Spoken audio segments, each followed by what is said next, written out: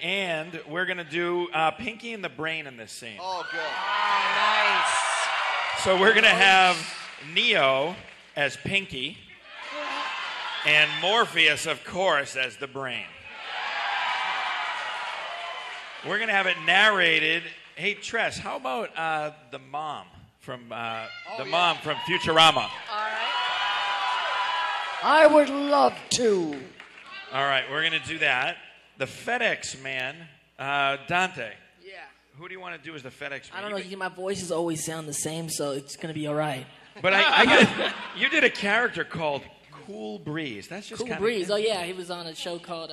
and it's spelled K-E-W-L, yeah, but it's Cool Breeze. Cool Breeze. He was that's like real cool. high-pitched voice. I'll do that guy. All right, Cool Breeze. I just want to say it. Cool Breeze. And then we have a one... You know what? We should bring someone up from the audience. We got one line that we need an audience member to deliver. Let's see. Yeah. No, we got right here. Caroline. Yeah, bring up Caroline, my buddy Caroline, dude. Caroline, come on up. We want Let's you hear to it for bring Caroline, up one line. everybody. Big round Come of on. applause, guys. Come on.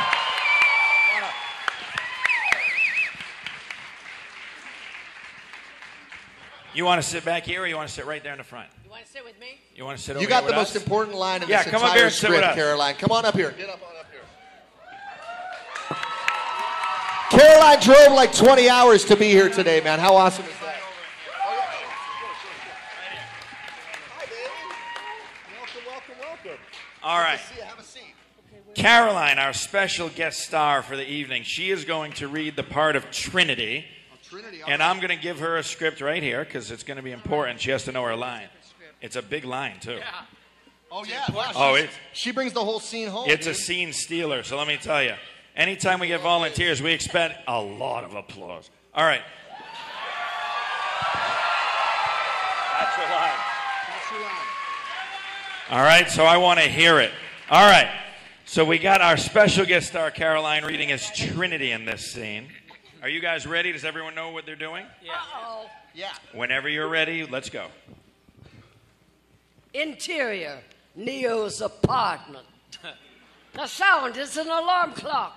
Slowly. All right, settle, people.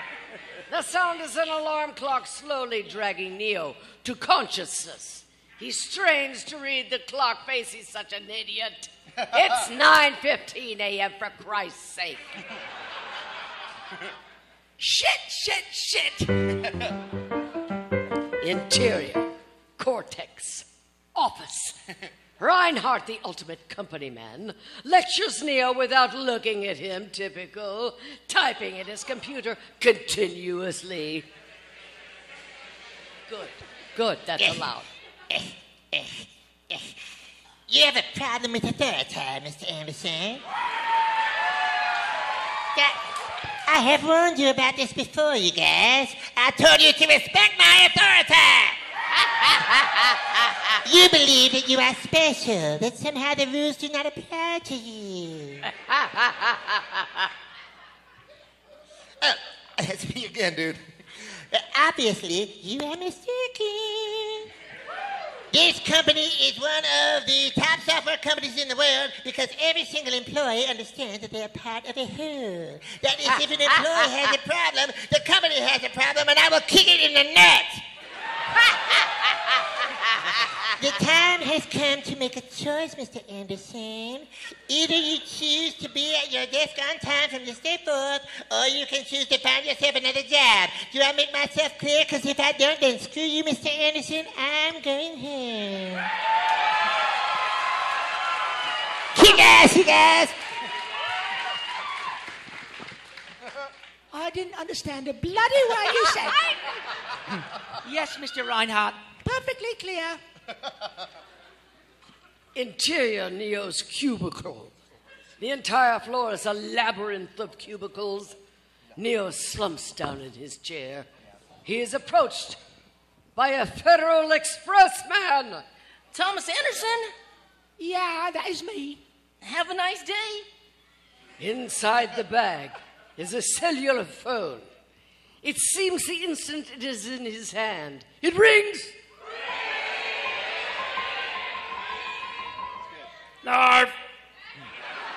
Hello? Hello, Neo.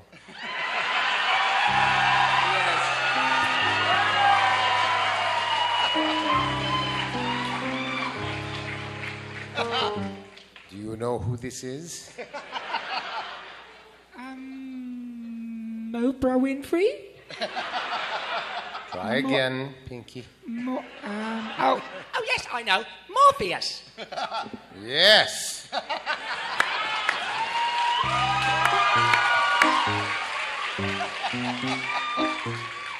I've been looking for you, Neo. I don't know if you're ready to see what I want to show you, but unfortunately... I'm not touching that. Well, we are a kid's show after all, Brian, really, you know. And we spend the majority of our time naked on it, Pinky. What does that say?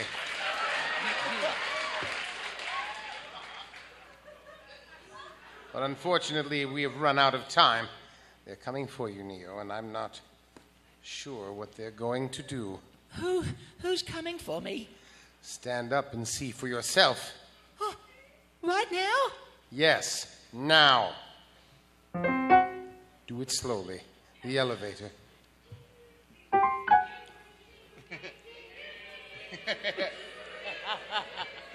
You guys are nuts, man. Crazy. Narrator. Oh, yes. At the elevator, he sees Agent Brown and Agent Jones leading a group of cops. A female employee turns and points out Neo's cubicle. Holy shit! Yes. What the bloody hell do they want with me? I'm not sure, but if you don't want to find out, you'd better get out of there. Oh, how? I can guide you out, but you have to do exactly what I say. The cubicle across from you is empty. But what if... Go, now. Neo lunges across the hall, diving into the other cubicle just as the agents turn into his row. Morpheus' voice is a whisper in Neo's ear. Stay here for a moment. When I tell you, go to the end of the row, to the first office on the left. Stay as low as you can. Go now. Neo rolls out of the cubicle, staying crouched. He sneaks down the row, shooting across the opening of the first office on the left. The room is empty. Good. Outside, there is a scaffold. How do you know all this? We don't have time, Neo. To your left, there's a window. Go to it. Open it. No, it's too far away. You can use it to get to the roof. No way, this is crazy. There are only two ways out of this building. One is that scaffold. The other is in their custody. You take a chance either way. I leave it to you. No, this is insane. Why is this happening to me? What did I do? I'm a nobody. I'm a simple lab mouse bent on world domination. I didn't do anything. I'm going to die. This is insane. I can't do it. Forget it, Bray. Exterior skyscraper. The agents lead a handcuffed Neo out of the revolving doors, forcing his head down as they push him into the dark sedan. Trinity watches in the rearview mirror of her motorcycle. Shit. And scene. Woo! Precisely. Way to go, Caroline. Let's hear it for Caroline, everybody. Let's hear it, guys. Well put. Thank you very much, Caroline, for that big That line. kind of sums it all up, man. That was I a put big... a button on that scene. I'll tell you that Yakko, much. Wacko, Dot, and Caroline. How often does that happen? Thank you very much, Caroline. That was wonderful. All right. Let's jump into the next one. Next scene. We have, well, we did Pinky and the Brain. How about if we do Yakko Wacko, and Dot. Reunited and it feels so good. All right, so let's have Agent Smith as Yakko. Okay. Neo as Dot. Neo is Dot. And Trinity as Wacko. Perfect. It all makes sense to me now, man. And then we have, let's see here, we have Morpheus. Let's see, Dante. He has two characters. I don't know which one, so you're voting. There's this Prince Zuko, right? Yeah. We'll do Prince Zuko. I don't even need to say General Ero. The same guy, same voice. Same voice. Well, let's humor him anyway. Which character do you want to hear more? Is it Zuko? Or is it Ero? Wow, I guess it's Ero, huh? All right. So, Dante, you are Morpheus. Okay. We're going to have it narrated. I've heard it a dozen times already. How about Morbo? All right. If not Morbo, we have Calculon. And we also have Kif Croker. Kif might be fun. I think Morbo. Morbo or Calculon? Morbo. Calculon. Calculon it is. Calculon. Thank you. All right. My larynx thanks you as well. Morbo is pleased with the vote. Windmills do not work that way. All right. Calculon. Over to you, Linda. Whatever you say, Morbo. All right. Oh, we also have a character switch. Jess, how about Rodney Dangerfield? Oh, okay, dude. All right, we'll throw in a little Rodney. All right. Whenever you guys. I'm doing Trinity. Okay, got it. Okay. Whenever you guys are ready. Yeah. Neo is sitting at a table alone. The door opens and the agents enter. A thick manila envelope slaps down on the table between them. Now, as you can see, we've had our eye on you for some time now, Mr. Anderson. It seems that you have been living two lives. In one life, you're a Thomas A. Anderson, program writer for a respectable software company. You have a social security number, you pay your taxes, and you help your landlady carry out her garbage. Wink, wink. Jesus. Yes, good night, everybody, indeed. At first, I would bring the landlady upstairs, and never mind. The other life is lived in computers where you buy the hacker's alias Neo, where you go by the hacker's alias Neo, and are guilty of virtually every computer crime we have a law for. One of these lives has a future, one of them does not. I'm going to be as forthcoming as I can, Mr. Anderson. You are here because we need your help. We know that you have been contacted by a certain individual, a man who calls himself Morpheus. Whatever you think you know about this man is irrelevant, for he is considered by many authorities to be the most dangerous man alive. There's more. Oh, Jesus. I know you got people coming over for Easter, so next year. I've got a December. Yeah, please. sorry. My colleagues believe that I am wasting my time with you, but I believe you wish to do the right thing. We are willing to wipe the slate clean, to give you a fresh start, and all we are asking in return is your cooperation in bringing a known terrorist to justice. Yeah. Are you finished? Yeah, I'm pretty much done, so go ahead. I'm going to have some water now. Yeah, wow. Enjoy. Go ahead. Yeah, wow. You know, that sounds like a really fantastic deal. You know, but I think I have you a better one. How about I give you the finger?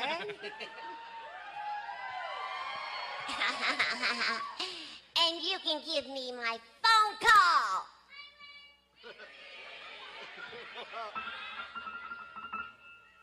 You disappoint me, Mr. Anderson. No, jeez, I better wear better eye makeup. You can't scare me with the Gestapo crap. I know my rights. I want my ding-dang phone call. And tell me, Mr. Anderson. Jesus, can you take a look?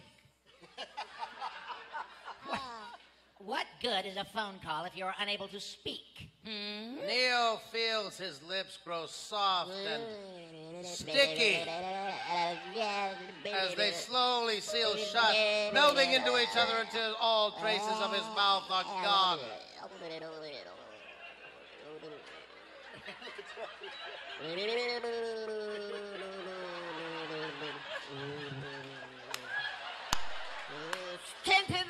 Temporary. Okay, you. It's very cute the way your mouth doesn't work anymore. Oh, thank you. You are going to help us, Mr. Anderson, whether you want to or not. Smith nods and the other two agents rip open his shirt. Ooh. From a case taken out of his suit coat, Smith removes a long fiber optic wiretap and dangles it over his exposed abdomen. Horrified, Neo watches as the electronic device animates, becoming an orgasmic... Oh, I'm sorry. Wait a second.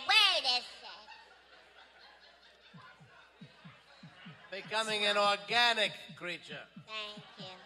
Then, normally you have to watch a Marvel movie for outtakes like that.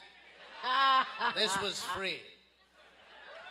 Then whisker-like tendrils reach out and probe into his navel, its tail thrashing as it worms its way inside.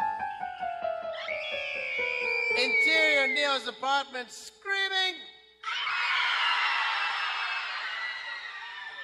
Neo bolts upright in bed.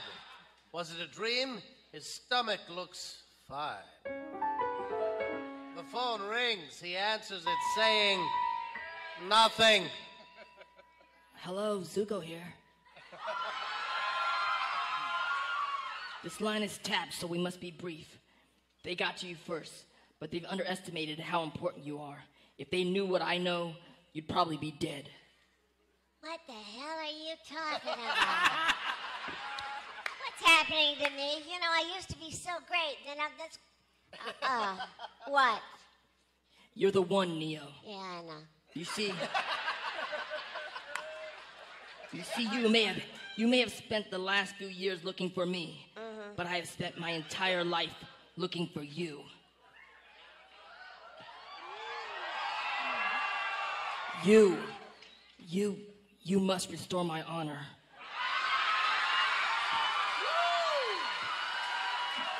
Do you still want to meet? Whatever. Yes. Go to the Adams Street Bridge. Now? Now. Exterior City Street night. As he reaches the bridge, headlights creep in behind him. It's like Rocky Horror without naked people. I love it. Wait a second, that could be arranged. He turns just as the car slides quickly to a stop behind him. The back door opens.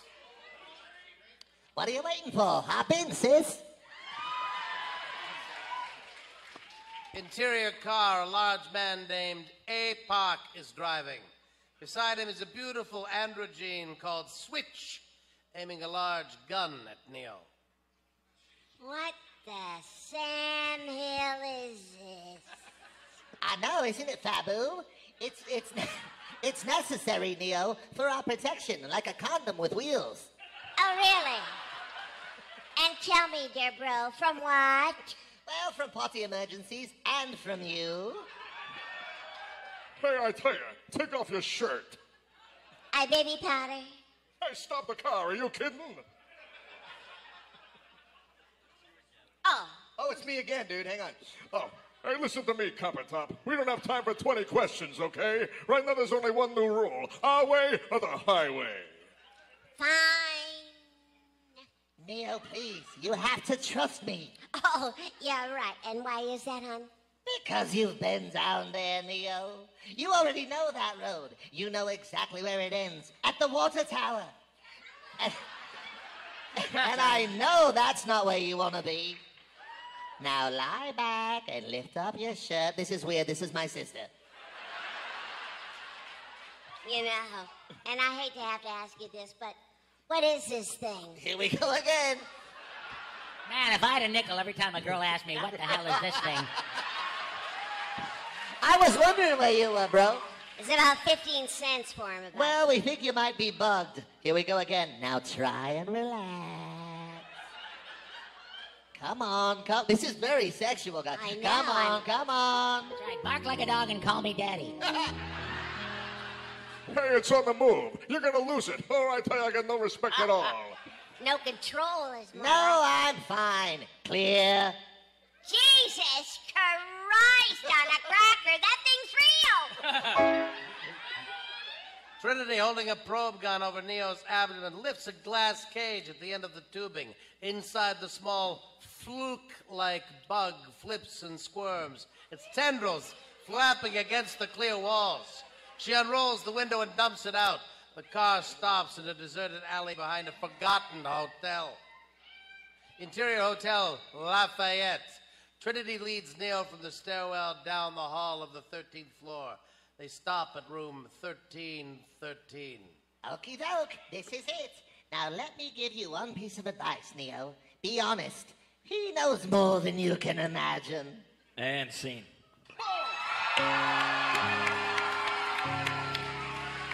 Ah, those were the days, my friends. Those were the days. I told all you perverts this was a porn waiting to happen. I told you. You heard it. You can't unhear it.